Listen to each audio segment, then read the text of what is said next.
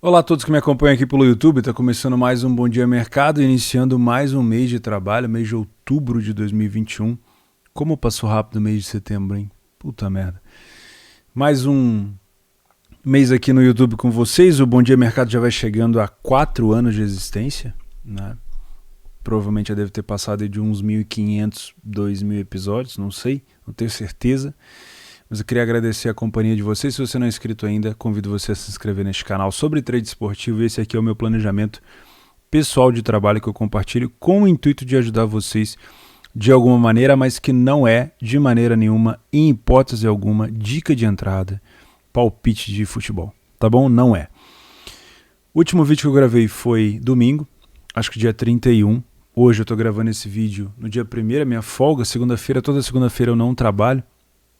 Tá, temos uns dias, uns jogos fracos aqui, então vou falar sobre essa terça-feira de Liga dos Campeões e de Série B e Série A do Campeonato Brasileiro.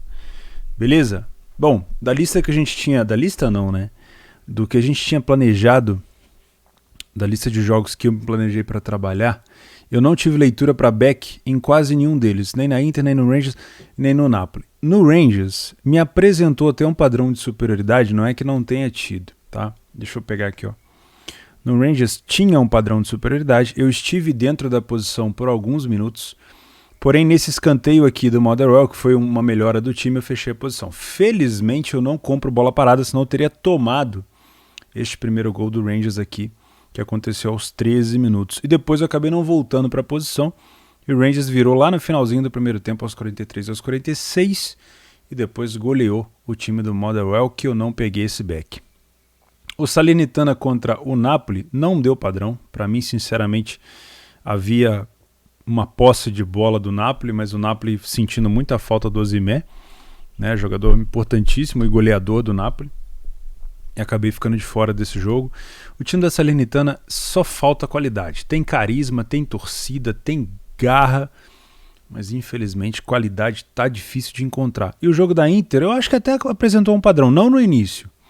Se você procurasse bem aqui, neste momento aqui de superioridade da Inter, acho que haveria um critério aqui para você estar a favor da Inter ou contra o Udinese, porém os gols não saíram no primeiro tempo. Os 2 gols foram sair do Correia, que veio da Lazio, né? O Inzaghi trouxe ele da Lazio para a Inter aos 60 e aos 68, então não peguei esses backs aqui. Mercado de gols, excelente jogo do Causou com o Paderborn, né? Eu falo bastante do Paderborn, inclusive falo bastante desse jogador aqui, o Sven Michael, que é o melhor jogador, para mim, talvez até da Bundesliga 2, mas o melhor jogador sem dúvida do Paderborn. Um cara que não precisa de muita chance para marcar, fez apenas 3 gols em 9 minutos. Né? Um resultado muito importante para o Paderborn, que mantém 5 vitórias em 6 jogos fora de casa na competição e volta a colar na parte de cima da tabela. Outro jogo que eu tinha separado para gols foi Sassuolo e Empoli. O Sassuolo acabou punido aqui pela quantidade de gol perdido no primeiro tempo e tomou a virada do Empoli bem no finalzinho do jogo.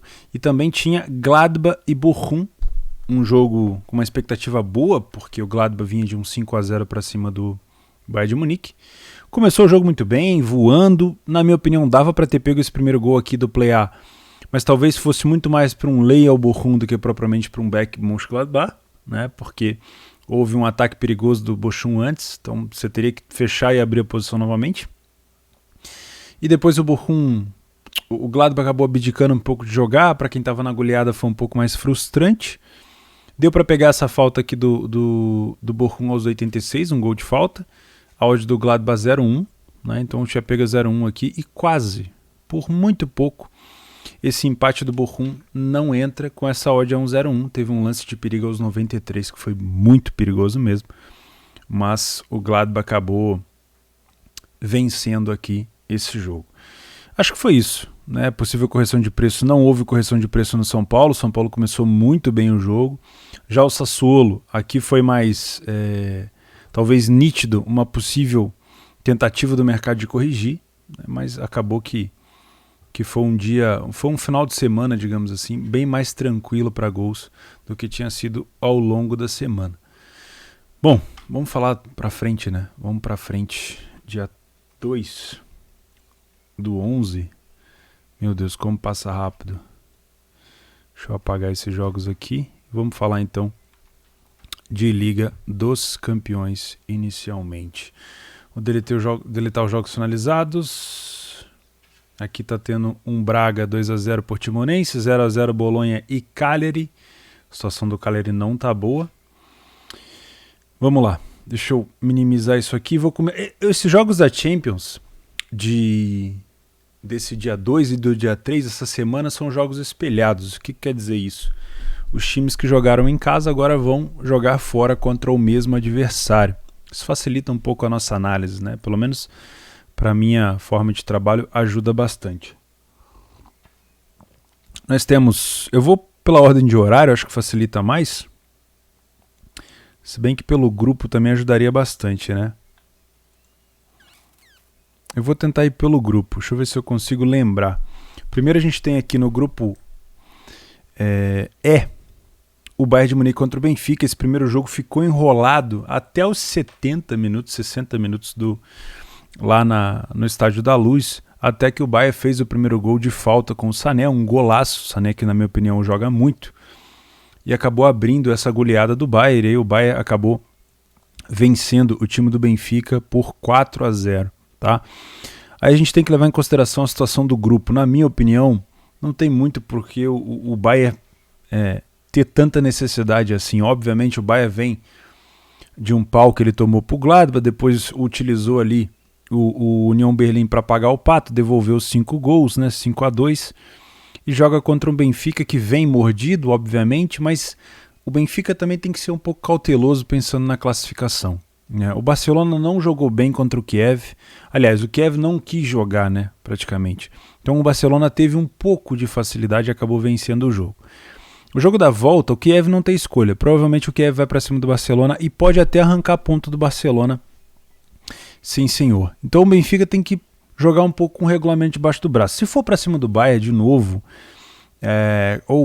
não é que tenha sido no primeiro jogo, mas em algum momento daquele jogo o Benfica se abriu muito cansado, né?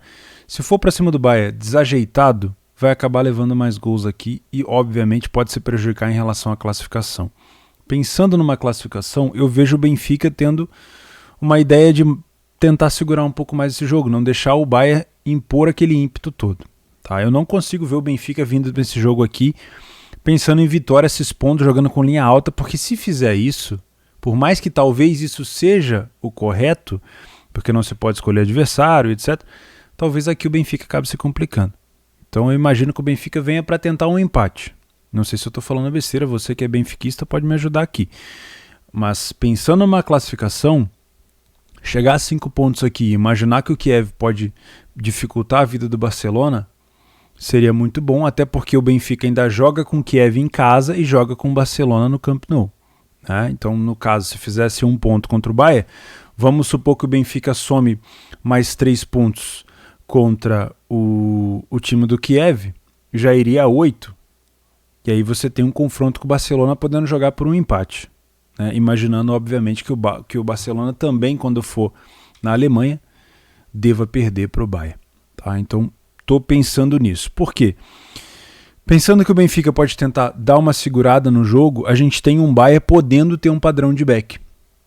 Porque a gente tem talvez um time com uma linha mais recuada, o Benfica um pouco mais contido, dando para o Bayern o que ele gosta, que é a posse de bola e uma compactação ofensiva. Então, se você tem padrão para trabalhar cotações mais baixas, esse back Bayern aqui pode encaixar para você, tá? Obviamente eu fiz todo esse discurso antes falando que é importante para o Benfica empatar, mas empatar esse jogo, segurar o Bayern, passa por segurar a pressão do Bayern. Isso não necessariamente faz com que o Bayern seja inferior. Isso faz com que o Benfica segure a pressão. Se o Benfica está tomando pressão, mas consegue segurar, ele vai dar padrão de back Bayern pra gente. Só que, às vezes, o gol não vai acontecer. Não é porque tem padrão de superioridade que o gol tem que sair. Lembrem-se disso, tá? Então eu vou para esse jogo tentando buscar aqui um padrão de superioridade do Bayern para essas cotações próximas ali de 1,25, se o Benfica cumprir essa cartilha. Caso o Benfica venha para esse jogo com uma ideia de contra-atacar o Bayern, com uma ideia de talvez tornar esse jogo um pouco mais franco, aí fica mais complicado.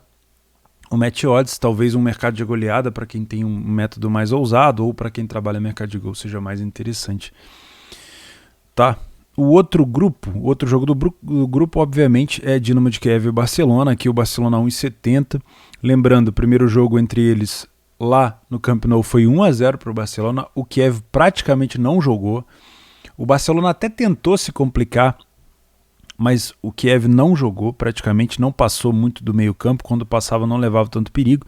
É um time realmente muito fraco, né? Você vê aqui que já são 3 vitórias. Não, empatou uma.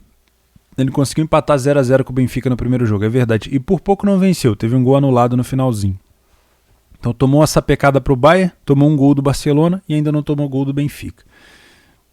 Para o Kiev, vencer esse jogo contra o Barcelona é imprescindível. Então talvez aqui isso me leve um pouco para o mercado de gols. Tá? Eu vou ter provavelmente um Dinamo se expondo e provavelmente o Barcelona, mesmo que eu não confie tanto no Barcelona, eu vou ter um Barcelona podendo aqui utilizar os contra-ataques. Não confio no Barcelona para dar back nessa cotação. Tá? Também não viria para esse jogo para trabalhar alheio ao Kiev, porque o Kiev provavelmente dentro de casa, com torcida, vai tentar ir para cima do Barcelona, vai tentar botar pressão. Agora, eu falando aqui que posso trabalhar o mercado de gols, não necessariamente quer dizer que eu vou me expor numa longa exposição esperando 5 gols, 4 gols nesse jogo. Talvez se eu for trabalhar em gols aqui, eu posso comprar momentos específicos de contra-ataque do Barcelona, eu posso comprar um over à frente, ou eu posso trabalhar no limite, depende muito. O que eu acho, imaginando esse cenário, é que a gente vai ter espaços nas linhas do Kiev. Tá? Por isso que eu estou imaginando um jogo para que eu trabalhe o mercado de gols, não para um jogo especificamente para gols. Eu posso colocar aqui, ó, mercado de gols, Dinamo e Barcelona, vir para esse jogo no final, trabalhar um over limite, ter sucesso nesse jogo, e não necessariamente esse jogo aqui tem que ter mais de 2,5 gols. Entendeu o cenário que eu estou buscando? Estou buscando um cenário de espaço que provavelmente o Kiev vai ceder com essa necessidade toda. Tá? Um grupo F, seguindo a ordem aqui, é Atalanta e United. O jogo espelhado desse jogo foi na Inglaterra. A Atalanta abriu 2-0 e acabou tomando a virada, um golaço do Cristiano no final. Aqui eu acho que foi mérito de duas partes. Tá? Foi mérito do ataque da Atalanta ter feito os 2 gols, né? Foi mérito do ataque do United ter virado esse jogo. Agora, defensivamente falando, a Atalanta não vem muito bem, e defensivamente falando também, o United não vem bem.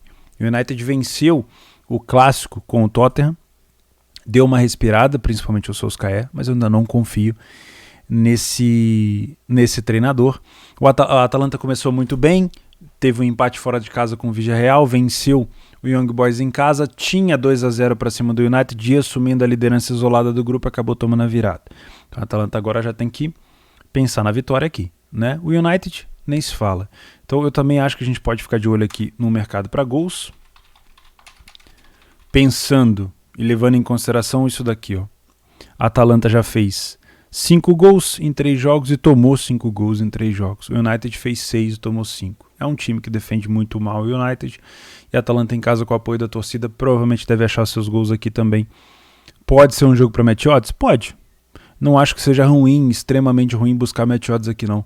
Pode ser um jogo espaçado, com troca de superioridade, mas talvez possa ser um jogo também perigoso, com trocação, com superioridade sendo trocado o tempo todo. E aí fica mais difícil. Então o cenário para mim mais tranquilo talvez seja buscar aqui o mercado de gols. O mesmo grupo aqui do F, a gente tem o Villarreal contra o Young Boys, o primeiro jogo entre eles lá na Suíça, né? Se eu não estou enganado, o Young Boys é um time suíço. A gente teve um Villarreal fazendo um jogaço, foi 4-3 ou 4-2? 4-1. Foi um puta jogo do Villarreal, contra-atacando muito, muito bem, utilizando os espaços que o Young Boys dava quando ele ia pro ataque. Incrível, incrível. Aliás, o Villarreal, ele merecia, na minha opinião, ter tido uma sorte melhor contra o United na Inglaterra. Acabou perdendo aquele gol, com um gol no finalzinho, se eu não me engano, do Cristiano também. E contra a Atalanta, também foi um jogo muito disputado. Então, eu não vejo o atual campeão da Europa League, que é o Villarreal, eu não vejo assim um time tão fraco, não. A gente tem mania de olhar para a Atalanta e falar, não, a Atalanta vem bem. Mas nos últimos anos, especificamente nessa temporada, não. A Atalanta vem jogando muito mal. ainda tem muito a melhorar. Então o Villarreal é um sério candidato aqui a disputar essa classificação e talvez até o primeiro lugar do grupo. Por que não? Tá? Então eu não imagino que esse jogo a gente vai ter um padrão de back, porque o Young Boys não tem muita escolha aqui, né? Um time que venceu o United dentro de casa, perdeu para Atalanta, tendo ido para empatar, acabou tomando um gol e depois tomou esse sapeco do Villarreal dentro de casa, tem que ir para fora de casa agora e tentar devolver esse resultado no mínimo. Então eu também acho que a gente pode ter aqui um jogo para gols. Young Boys. Tá faltando um N aqui. É isso? Não, não é aqui. É aqui. Ai, agora sim. Young Boys. Grupo G. Wolfsburg e Salzburg. Bom, o Wolfsburg trocou de treinador. Eu critiquei muito o Van Bommel. Aliás, eu critiquei o Wolfsburg, né? Que estava na liderança do grupo, na liderança da Bundesliga, muito acima da média, etc. E o Wolfsburg trocou de treinador e imediatamente já teve ali uma resposta positiva, vencendo o seu jogo contra o Leverkusen, tá? Obviamente era um jogo muito importante, só que especificamente na Champions a gente tem um Wolfsburg com 0 vitórias, 2 empates e 1 derrota. Essa última derrota especificamente para o Salzburg expôs uma deficiência do Wolfsburg em marcação de curto espaço, dentro da pequena área. É incrível como o Wolfsburg tem tomado gol de cabeça ou em situações de bolas aéreas, em situações onde ele tem, numericamente falando, muita superioridade. Se você pegar os últimos 2 gols do Salzburg, que foi uma jogada de canto desviada, ou seja, um jogador desvia, e aí vai para um terceiro jogador que participa da jogada dentro da pequena área, em volta tinha 6, 7 jogadores do Wolfsburg e simplesmente o cara do Salzburg conseguia empurrar para dentro, então tá com bastante dificuldade esse time do Wolfsburg. Esse jogo o Wolfsburg tem que ir para cima. O empate para o Salzburg não é um resultado ruim, tá? Não é um resultado ruim.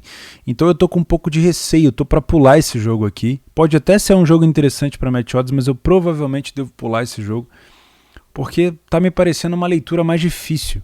O Wolfsburg precisa, mas não pode se expor, porque uma derrota aqui, eliminação na certa, né? Precisa vencer. O Salzburg é um time que está tranquilo, não precisa da vitória, o empate basta, mas é um time muito bom de contra-ataque. Então se eu tenho o Wolfsburg se expondo demais, a gente pode ter o Salzburg aproveitando, tá? Eu, sinceramente, prefiro ficar de fora desse jogo. E aí o outro jogo desse grupo é Sevilha e Lille. O Lille vem de mais ou menos os mesmos resultados ali do time do Wolfsburg, né? 2 jogos empatados, uma derrota, a diferença é que ele tomou 2 gols só e fez apenas 1. Outro jogo também que eu estou provavelmente a fim de não fazer, o Sevilha vem de 3 empates consecutivos nesse grupo, precisa da vitória, mas tem tudo para ser um jogo mais encardido. O Lille precisa da vitória, provavelmente vai tentar... Aliás, o Lille não precisa especificamente da vitória, e um empate para o Lille aqui não é ruim, desde que o Salzburg não vença. Mas... mesmo assim, eu acho que eu vou pular. É um grupo muito... Se você olhar aqui com todo respeito ao Salzburg e ao Sevilha, mas é um grupo de Europa League dentro da Champions, né? É muito complicado de ver esse jogo, é tipo muito parelho. Depois nós temos Malmo e Chelsea no grupo H, grupo que tem Juventus também e Zenit, né? O Malmo, último lugar do grupo, péssima defesa, tomou 11 gols. É muito difícil não imaginar um possível back ao Chelsea aqui, tá? O que a gente tem que tomar cuidado, vou até colocar aqui, atenção, é que o time do Chelsea, ele até tem apresentado padrão de superioridade para back dentro da Premier League, né? Porém, o time do Chelsea ele é muito mais perigoso de forma reativa. Não está jogando com o Lukaku ainda, acho que o Lukaku continua fora, se eu não estou enganado. Deixa eu dar uma olhada aqui, ó. Sim, o Lukaku ainda está fora. Mas é um time que reage muito bem quando é atacado. E o Malmo não tem muita escolha aqui, né? O Malmo dentro de casa ele precisa ir para cima de qualquer jeito. O último jogo do Malmo que eu vi em casa foi contra a Juventus. O time que foi para cima acabou tomando 3-0. Então eu acho que vai ficar assim. Vai ser um Chelsea que deve vencer esse jogo. Mas eu não sei se ele vai dar aquele padrão de superioridade. Porque o Malmo provavelmente vai tentar o atacar. Então vai ser um padrão mais... um pouco mais distorcido. Vai ser aquela coisa... do Malmo talvez ter um pouco da bola e o Chelsea contra-atacando. É uma hipótese. A outra hipótese é o Chelsea colocar o Malmo na roda e falar, ó, Você tem 11 gols sofridos, nenhuma vitória. Eu sou o Chelsea, provavelmente deve terminar o Chelsea como líder do grupo. Não sei como é que vai ser o desempenho da Juventus contra o Zenit, mas pode ser. Então cuidado aqui, só ter atenção para que não seja pego de surpresa, né? Não é porque o Chelsea deve vencer esse jogo que eu vou me expor em back Chelsea sem padrão de jogo. Ou tem padrão para mim, para as minhas características, ou eu fico de fora, tá? E o outro jogo desse grupo é Juventus e Zenit, o primeiro jogo. Aliás, o jogo anterior foi 1-0 para a Juventus, um jogo fraco, xoxo.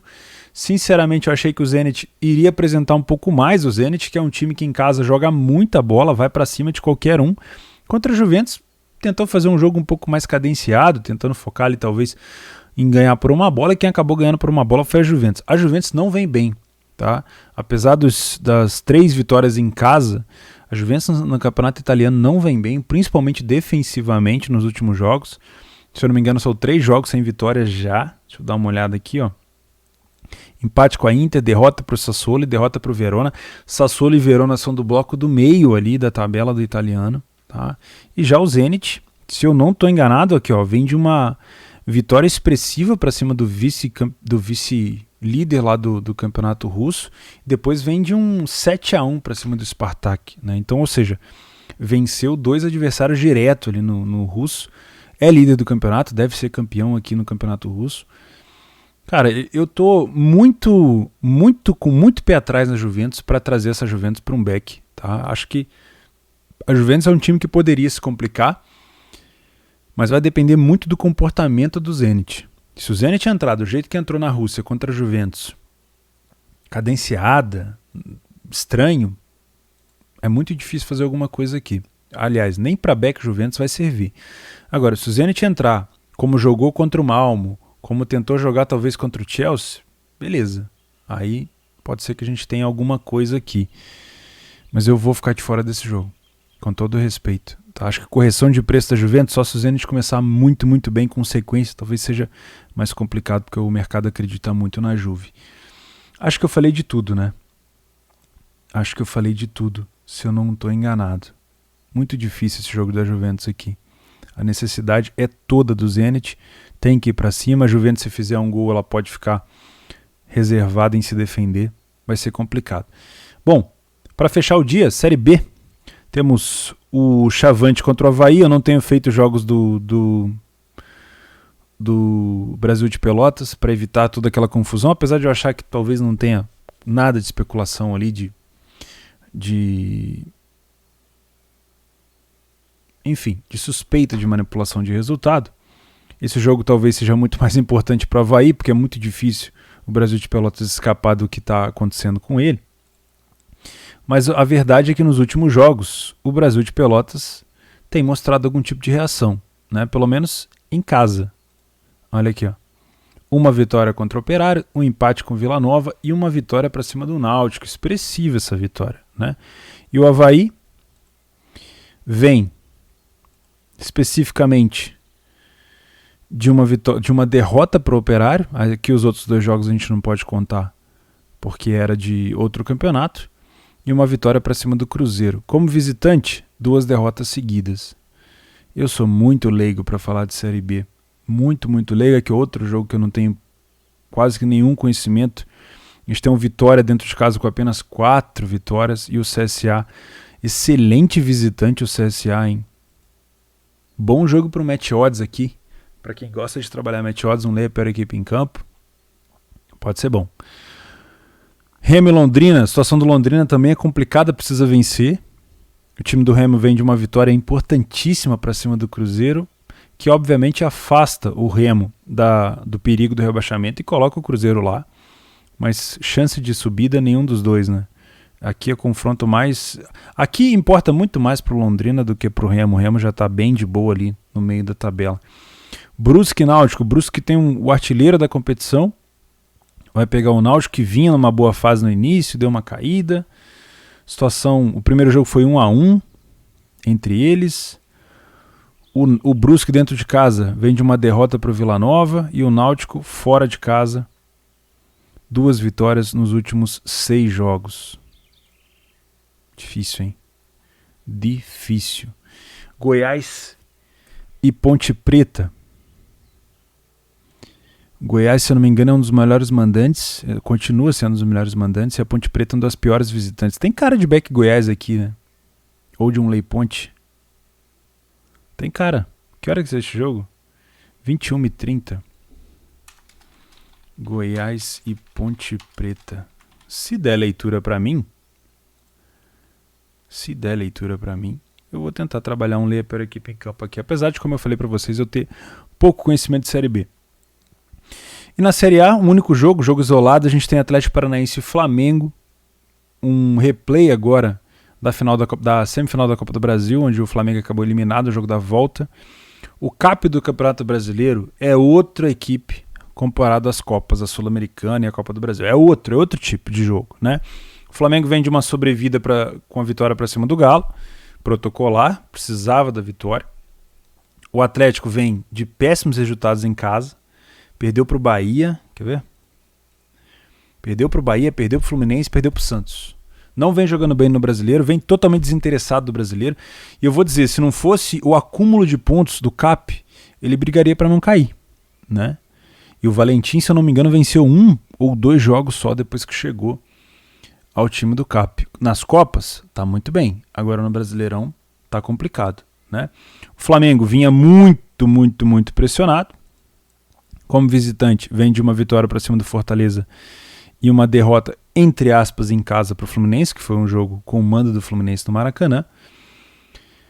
Bom, obrigação de vitória aqui é do Flamengo, necessidade de vitória aqui é do Flamengo. O CAP não precisa desse jogo para absolutamente nada. O único interesse do CAP aqui é a briga para se livrar um pouco do rebaixamento, né? Se perder esse jogo, já começa a ficar complicado. Então existe sim uma motivação do Atlético Paranaense. Além disso, tem a motivação de embate com o Flamengo, né? Porque os dois já não se bicam há muito tempo. O Flamengo já foi freguês pra caramba do Atlético Paranaense, aí na época de 2019 o Atlético Paranaense que foi, agora voltou. É um jogo difícil, tá? Eu não duvido que o Atlético Paranaense tente segurar pelo menos um empate aqui, mas a gente pode ter aqui um jogo para um layer per equipe em campo. Um CAP contra o Flamengo. Jogo para gols é mais complicado, tá? Porque a situação do Brasileirão, a data, principalmente o Flamengo que tem jogo atrasado e outras equipes também, é muito curto. Então, por exemplo, joga terça-feira, daqui a pouco vai jogar na quinta, daqui a pouco vai jogar segunda-feira, vai jogar na quarta. É muito jogo atravacado um no outro. E você, às vezes, não tem perna para, às vezes, pegar um segundo tempo tendo superioridade e intensidade para puxar mercado de gols aqui. Então eu vou ficar mais atento. Quando eu trabalho mercado de gols no Brasileiro, já é para trabalhar no máximo 3 gols. Agora, nesses jogos de times, principalmente igual o Flamengo, que tem um calendário apertadíssimo, que vai jogar de 2 em 2 dias, de 3 em 3 dias, fica mais complicado a gente tentar buscar alguma coisa para longa exposição, tá? Então eu vou bem na boa, no dia de amanhã, primeiro dia do mês para mim de trabalho, bem tranquilo, sem forçar nada. Espero que seja um bom dia de trabalho por aqui e por aí também. Se você esqueceu de se inscrever no canal, escreve aí. Não esquece que tem promoção da Betfair para esse jogo aqui da Atalanta com o Manchester United. Tá? É só você entrar na parte de Sportbooks e clicar lá para você ter acesso ao bônus. Se você quiser, tem um link aqui embaixo para você se cadastrar na Betfair. Se você não tem conta, ela vai te dar ali, se eu não me engano, são R$10 free para você apostar nesse jogo, fazendo aquelas combinadas. Tá? Mas juízo porque, enfim, né? É mais uma parada recreativa. Um grande abraço para vocês, bom início de Champions, bom início de outubro e a gente se vê.